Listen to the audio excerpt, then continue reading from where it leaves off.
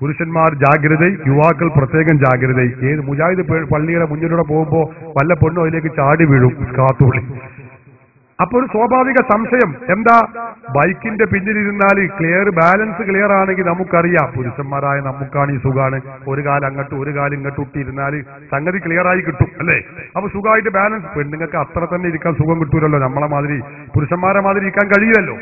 അപ്പോ അവരെന്ത് ചെയ്യേണ്ടി വരും, രണ്ടു കാലും മുന്നിൽ കിട്ടിട്ടാ ഓര് ഇരിക്കേണ്ടി വരിക.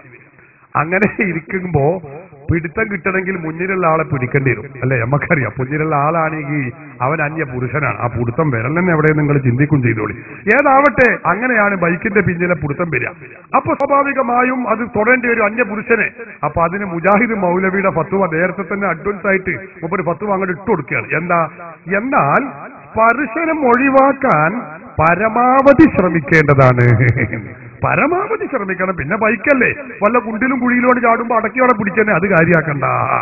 എങ്ങനെയുണ്ട് മുജാഹിദിന്റെ ഫത്വ? എന്നിട്ട് കഴിഞ്ഞില്ല, ചോദിക്കണത് എന്താ, എന്നിട്ട് പറയുന്ന ഒരു നിബന്ധന ഉണ്ട്. മുജാഹിദാകുമ്പോ നമ്മള് എന്തെങ്കിലും പറയാൻ പറ്റൂലോ, ഉള്ളതൊക്കെ പറയണം. നിബന്ധന എന്താന്ന് വെച്ചാല്, സംഗതി ഇങ്ങനെയൊക്കെ ആണെങ്കിലും 24 മണിക്കൂറിന്റെ ഉള്ളിൽ പെണ്ണിനെ തിരിച്ചേൽപ്പിക്കേണ്ടതാകുന്നു.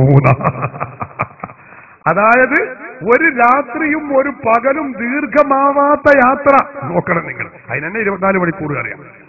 ഒരു ചെറുപ്പക്കാരൻ ഒരു പെണ്ണിനെ കിട്ടിയ 24 മണിക്കൂർ വേണം. ഒപ്പന എവിടുന്ന പേരുണ്ടത്? ഇവരെ മതം ഏതാ നമുക്ക് മനസ്സിലാകുന്നില്ല. സഹോദരന്മാരെ, ഞാൻ ഓരോന്ന് വിശദീകരിക്കാൻ എനിക്ക് സമയമില്ല, താല്പര്യമുണ്ട്, സമയമില്ല. നിങ്ങൾ നോക്ക്, പൂർവീകർ പഠിപ്പിച്ച ഇസ്ലാമിക ആശയങ്ങളെ ഓരോന്ന് വെട്ടിമുറിച്ചു കൊണ്ടിരിക്കുകയാണ്.